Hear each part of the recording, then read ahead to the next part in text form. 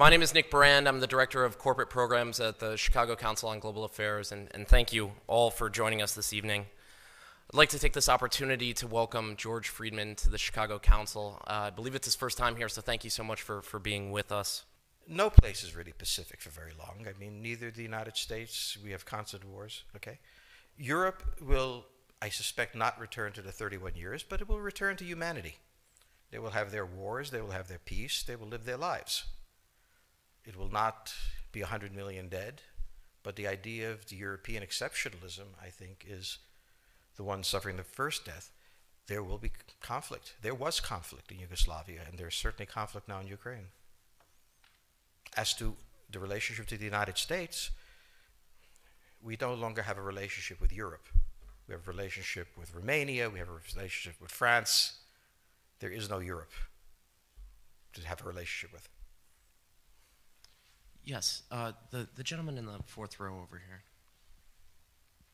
Excuse me. By the way, I'm a subscriber. Thank you. Is Islamic extremism really the major threat to the United States, and will it die on its own, or will it keep growing? It is a problem to the United States. It is not an existential threat. It has to be dealt with, but it has to be dealt with proportionately.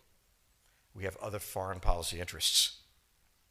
So, the primordial interest of the United States, over which for a century we have fought wars, the First, Second Cold War, has been the relationship between Germany and Russia, because united they are the only force that could threaten us, and to make sure that that doesn't happen. If you're a Ukrainian, is essentially reach out to the only country that will help you, which is the United States.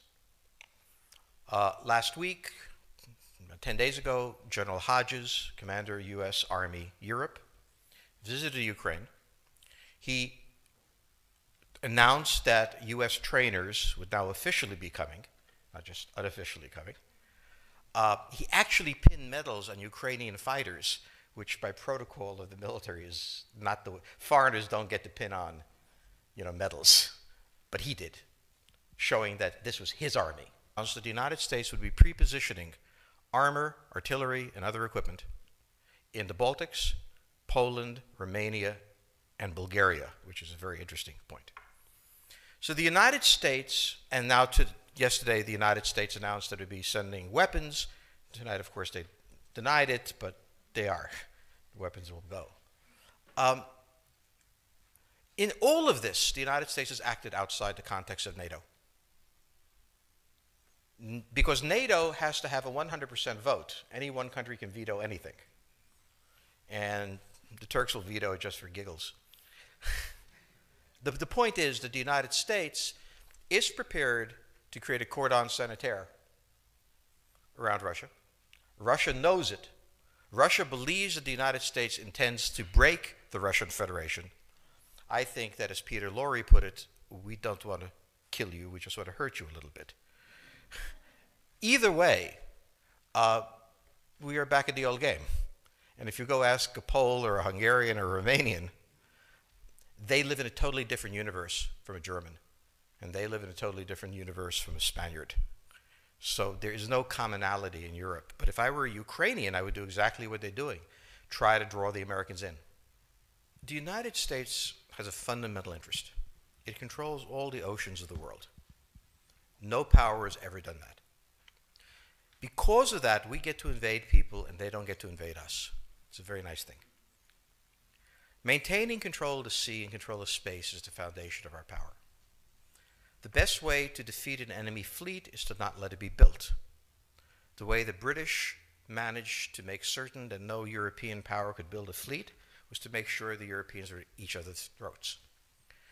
The policy that I would recommend is the one that Ronald Reagan adopted toward Iran and Iraq. He funded both sides so they would fight each other and not fight us. This was cynical. It was certainly not moral. It worked. And this is the point. The United States cannot occupy Eurasia. The moment the first boot sets the ground, the demographic differential is we are totally outnumbered. We can defeat an army. We cannot occupy Iraq. The idea that 130,000 men would occupy a country of 25 million, well, the ratio in New York of cops to citizens was greater than we had deployed in Iraq.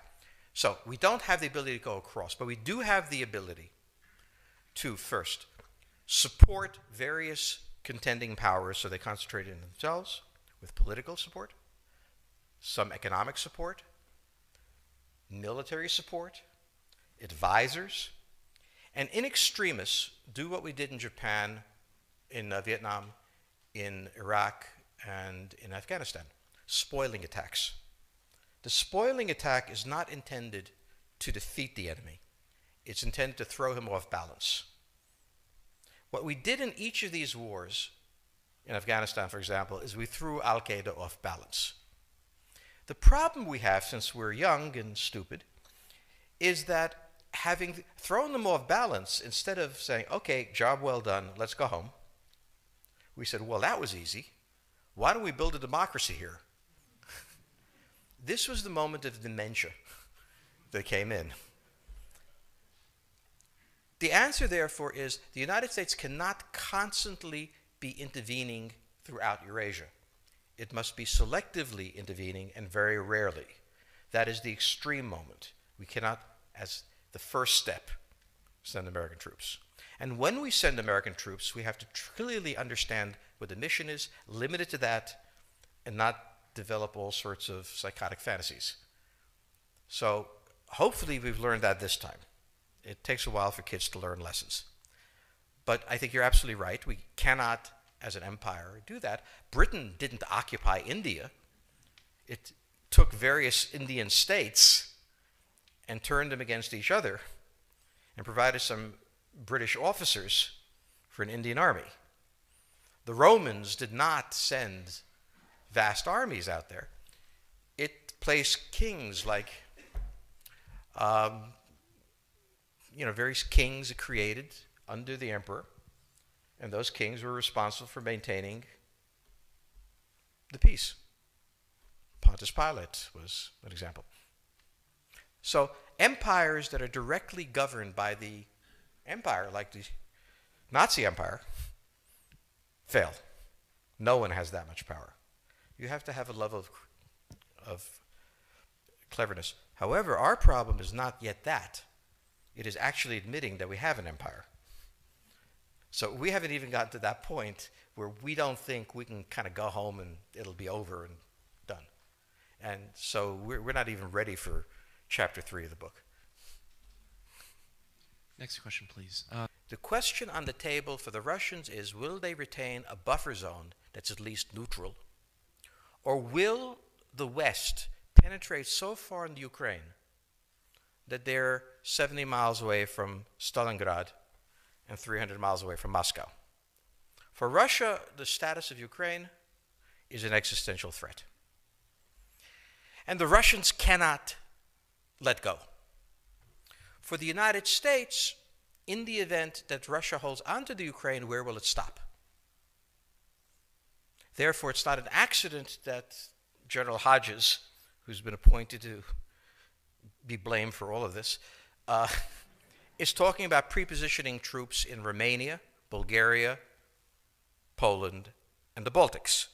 This is the intermarium, from the Black Sea to the Baltic, that Pilsudski dreamt of. This is the solution for the United States.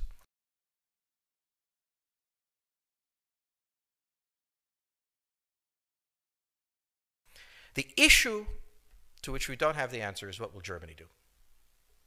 So the real wild card in Europe is that as the United States builds this cordon sanitaire, not in Ukraine, but to the west, and the Russians try to figure out how to leverage the Ukrainians out, we don't know the German position. Germany is in a very peculiar position. Its former Chancellor, Gerhard Schroeder, is on the board of Gazprom. They have a very complex relationship to the Russians. The Germans themselves don't know what to do. They must export. The Russians can't take up the export. On the other hand, if they lose the free trade zone, they need to build something different. For the United States, the primordial fear is Russian capital, Russian technology, German technology and German capital, Russian natural resources, Russian manpower, as the only combination that has for centuries scared the hell out of the United States. So how does this play out? Well, the U.S. has already put its cards on the table. It is the line from the Baltics to the Black Sea.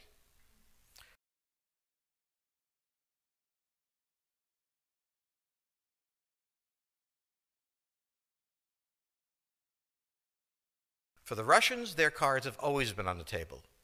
They must have at least a neutral Ukraine, not a pro-Western Ukraine. Belarus is another question. Now, whoever can tell me what the Germans are going to do is going to tell me about the next 20 years of history. But unfortunately, the Germans haven't made up their mind. And this is the problem of Germany always. Enormously economically powerful, geopolitically very fragile, and never quite knowing how to reconcile the two. Ever since 1871, this has been the German question, the question of Europe. Think about the German question, because now it's coming up again. That's the next question that we have to address. And we don't know how to address it. We don't know what they're going to do. And unfortunately, that's all we have time for this evening.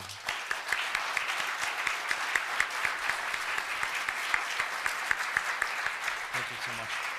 Thank you so much, George Friedman. He'll be signing copies of his book in the rear of the room. Thank you as well to the Chicago Club for co-sponsoring this evening. Good night.